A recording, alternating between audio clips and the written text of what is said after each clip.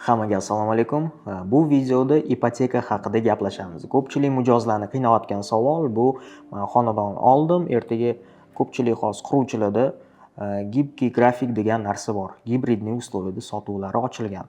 Bu degani siz qaysidir qismini kadastrgacha to'lab borasiz, kadastrdan keyin qoldiq summani yopib olishingiz kerak bo'ladi. Shu paytda ko'pchilik mijozimizlarni va hammani qiynayotgan savol bu oxirida ipoteka ola olamanmi? Necha pul ola olaman olsam ham? Oyligim yetadimi, kafil kerakmi, necha yilga berishadi, necha foiz, o'shani hammasini bitta videoda to'liq ma'lumotini berib o'taman.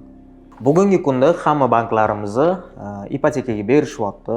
Shaharga 420 million ajratilyapti, viloyatga esa 330 million. Hozir ko'pchilik bankda protsentning stavkasi, mana shu o'rtacha stavkasi bu 17,5%. 17,4li ham bor, 18li ham bor, 19li ham bor. Mana shu o'rtacha ko'proq 17,5% dan berishyapti.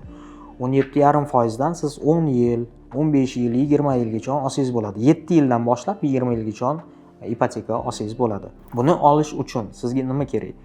Birinchi bo'lib sizga pasportingiz joyida bo'lishi kerak. Bu eng muhim narsa. Ikkinchisi bu oylik daromadingiz. Oylik daromadingiz bankda shunaqa hisoblanadiki, что sizda oylik daromadingiz ipoteka summasi oylik to'lovingiz taxminan 5 milliondan chiqsa, uni ustiga sizda yana o'zingizga 30% qolishi kerak yeb ichishingizga. Bank o'shani hisob-kitobini oladi. Oyligingiz 7 million, 7,5 million bo'lsa, ipotekaga olganingizda mana shu 420 millionni siz taxminan 20 yilga oladigan bo'lsangiz, endi taxminan aytayapman, 5 milliondan tushadigan bo'lsa, sizga ipoteka berishadi. Agarda sizda oylik daromadingiz yetmagan taqdirda, bankda sizga 3 ta kafilgacha kelsangiz bo'ladi deb taklif qilishadi. 3 tagacha kafil olishingiz mumkin. Yoki-da agarda sizda boshlang'ich to'lovga ko'proq summa bo'lib qoldi, mana shu xonadonni tan narxidan 40%, qaysidir bank 40% deydi, qaysidir bank 50% deydi, shu summasini yopib olsangiz, sizga oylik doxod kerak emas. Shundoq olsangiz bo'ladi. Ish joyidan ma'lumotnoma. Ish joyidan ma'lumotnomani siz bankka topshirishingiz shart, lekin bugungi kunda hammasi onlayn bo'lib ketgan. Pasportingizni bersangiz, bank xodimlari o'zlari polniy ko'rib tekshirib berishadi. Agarda qaysidir oyda sizda muammo bo'lib qolgan bo'lsa, ishxonangizga borasiz, uni ham to'g'rilatib kelib bankka murojaat qilsangiz bo'ladi. Boshqatdan uni muammosi yo'q.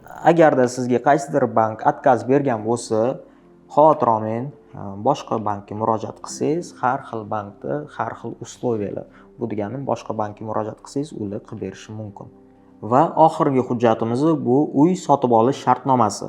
Uy sotib olish shartnomasini siz bankka topshirishingiz kerak. Bankdagilar ko'rishadi, nech pul to'lov qolganini, nech pul ajratishini va yana bitta narsa, quruvchiga 10 oy, 20 oy davomida gibkiy grafik asosan mana shu oylik to'lovni to'lab kelyapsiz va qoldiq summa ipoteka bo'ladigan bo'lsa, mana shu to'lov qilib kelayotgan summangiz bankka boshlang'ich to'lov bo'lib o'tadi. Unda ham bank tekshiradi oxirgi ostatka summangiz nech pul qolganini. Agarda ostatka summangiz 500-600 million bo'lib ketsa, unga ham siz ipoteka olishingiz mumkin. Bu degani do'p kredit nomlanadi.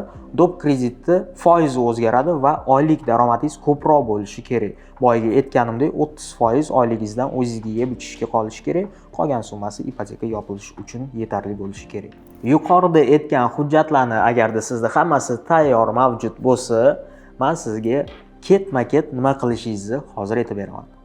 Birinchisi bu bank tanlash. Bankka borasiz, условияларni tanishasiz. Birinchi kirgan bankdan ipoteka olmang. 2-3 ta bank bilan gaplashing. Qaysidir bankda foiz kamroq bo'lishi mumkin, qaysidir bank ko'proq pul ajratishi mumkin, qaysidir bank oylik daromadingizga qaramasligi ham mumkin. Ikkinchisi bu hujjat tayyorlash.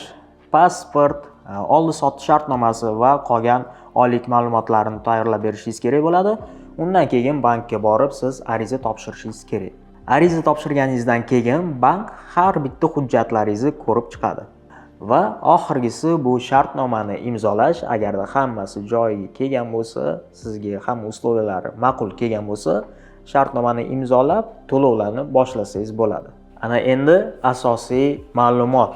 Kimga ipoteka berilmaydi? Ipoteka berilmaydi agarda sizda bankdagi tarixingiz yomon bo'lsa.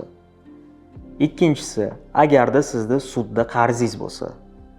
Uchinchisi, oylik daromadingiz umuman bo'lmasa va boshlang'ich to'lovini 40-50% to'lov qilmagan bo'lsangiz, va oldin imtiyozli ipoteka olganlarga va hozirgi kunda agarda sizda ipoteka уже bor bo'lsa, buni ustiga qo'shib ikkinchi ipotekani ola olmaysiz. Bitta uy misolida hozir sizga oyma-oy necha pul tushishini aytib o'taman. Tasavvur qiling, 420 million xonadoningizni tannarxi yokida kadastr chiqqandan keyin 420 millioningiz qoldi. 20 yil davomida agarda ipotekani 20 yilga olgan bo'lsangiz, har oy 6 million 300 dan to'lab borishingiz kerak bo'ladi. Agarda 10 yilga olaman desangiz, farqi atiga 1 million 7 million 300 dan to'lab borishingiz kerak bo'ladi. Buni ham batafsilroq ma'lumotini siz bankka borasiz, chunki bankda ikki xil varianti bor. Bu birinchisi annuitet va klassический. Bittasi boshida balandroq summa to'lov qilasiz, 8-9 million, keyin esa kamayib boraveradi. Ikkinchisida esa mana shu aytgandek 6 milliondan 20 yil davomida tekis ketaveradi. Qo'shimcha ma'lumotni va batafsilroq imini tanlagan bankingizga borib olsangiz bo'ladi. Shu bankdan ma'lumot olayotganingizda shartnomasi bilan ham birinchi o'rinda tanishib chiqing. Men sizga ipoteka olinglar va olmanglar demayapman.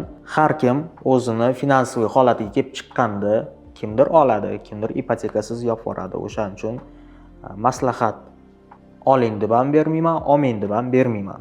Agarda sizga qo'shimcha yana novostroykalar bo'yicha qanaqadir ma'lumotlar qiziqroq bo'lsa, profilimga obuna bo'lib qoling. Kommentariyaga nima qiziqish bildirayotganingiz bo'lsa yozing. O'sha temani ko'rib o'rganib chiqamiz va sizga batafsilroq ma'lumot qilib, video murojaat qilib olib chiqamiz.